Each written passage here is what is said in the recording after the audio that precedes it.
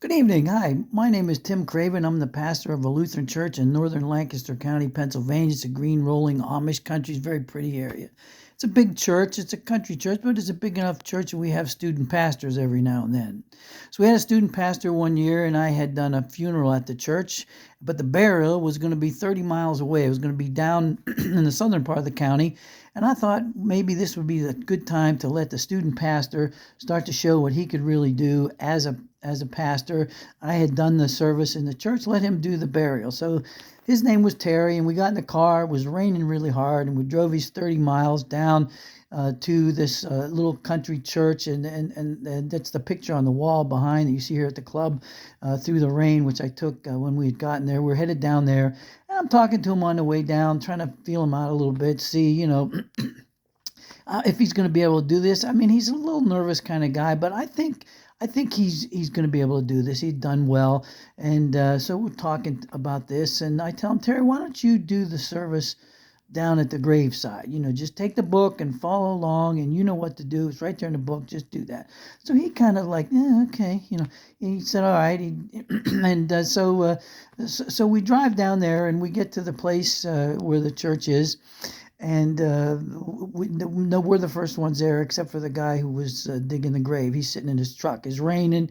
We're sitting in the parking lot. We're waiting for the undertaker, the funeral director, to arrive with the family. We had said we'd meet them there at a certain time. So we're sitting there, and the guy who was in the truck, who had dug the grave, he comes out. He knocks on my window, and we're talking a little bit. So we ended up, me and Terry, sitting with this guy in his truck, a big front seat, and he's eating a sandwich, and he asked me if I want a cheese sandwich. And I say, sure, I'll have a cheese sandwich. And so then he goes, ask Terry if Terry wants a cheese sandwich. Now, Terry all of a sudden looks like he's the guy we came to bury. I mean, Terry is like white as a sheet. He does not look like he wants a cheese sandwich. So the gravedigger guy looks at me and said, what's wrong with that? I say, it's okay. He's just a little nervous. He's new. So we're sitting there watching it rain, and I'm talking to the guy about the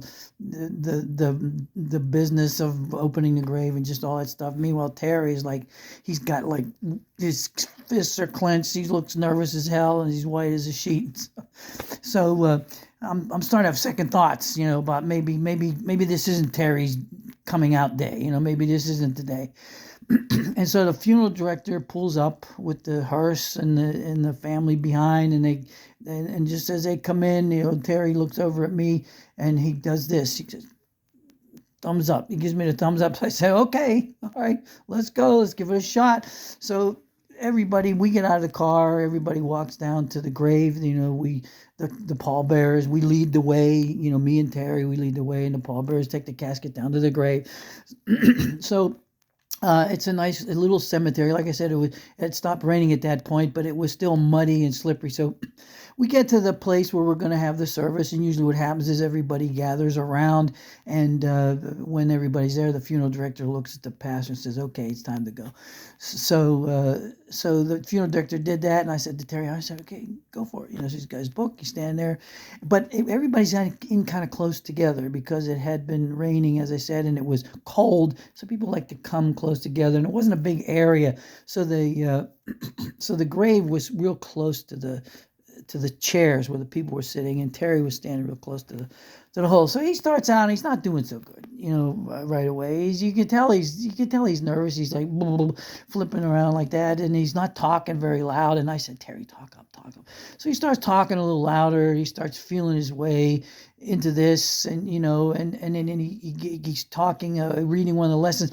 And as I said, it had been raining, and everybody's close by to the hole, to the grave. Well, his foot slips into the grave, and he starts falling into the hole.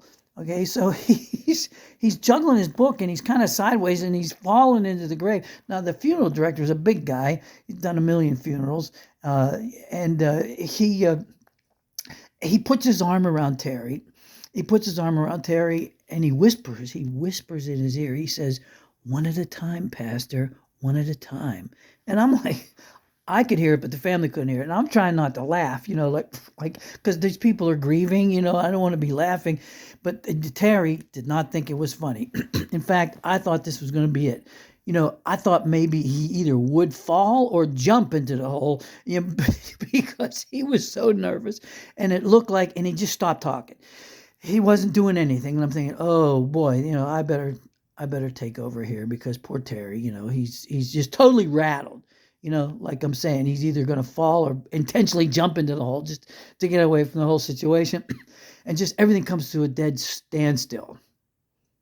And I'm just about ready to go to help him out, when he starts quietly talking again. He starts talking again, and he builds himself up a little bit, and he's like, all right, well, maybe he can finish this. He didn't fall into the hole. He didn't jump in the hole. So he starts talking about baptism. He says, when it rains, you ought to remember your baptism. As soon as he said that, it started to rain harder than it had rained all day long. It was raining like more and more, harder, heavier, faster, whatever, you name it. It was just like a deluge. And I'm thinking, whoa, that's pretty cool. He's talking about rain and baptism. I says, yeah, good job, Terry. I mean, he didn't say that, but I thought that. I was like, so he's going on, and he's starting to get his stride a little bit now. He's feeling a little better about himself. So he's talking about the Holy Spirit and how we live in the Spirit after we're gone, and how at the beginning of time, God's Spirit moved over the world to create over the waters to create the world itself. And he mentions how in the Bible, the word for spirit, breath, and wind is the same word. And when he says the word wind, this giant wind, right at that, there had been a mild wind, but not much of a wind. But as soon as he said this, a giant big wind came blowing into the place. You could hear it. You could feel it. It knocked the tent over halfway. One of the poles got knocked over, and I'm like, whoa, like, wow, and I'm looking at the funeral director, I'm looking at Terry, and the people are like, they're listening, So Terry's got it now. So he's really in his stride now. He's starting to talk like Joel Osteen or Billy Sunday or Billy Graham or somebody. He's going through the whole thing. He's talking with a deep voice. He's going through the service. He's reading Psalm 23, and he does a wonderful job. So at the end of the service, the service ends, and he does the final words, and he goes over to the people, and usually I go over and I shake the hand of the grieving people and tell them we're praying for them. Well, he goes over, widow stands up, he gives the widow a big hug, and he gives the widow a giant hug, and he says, well, we'll be praying for you, my dear. Don't you worry about a thing. Everything will be okay. He's talking like this in a deep voice, like he's been in the ministry for 50 years. So we're walking back up the hill to the car, and he looks at me, and he says, how'd I do?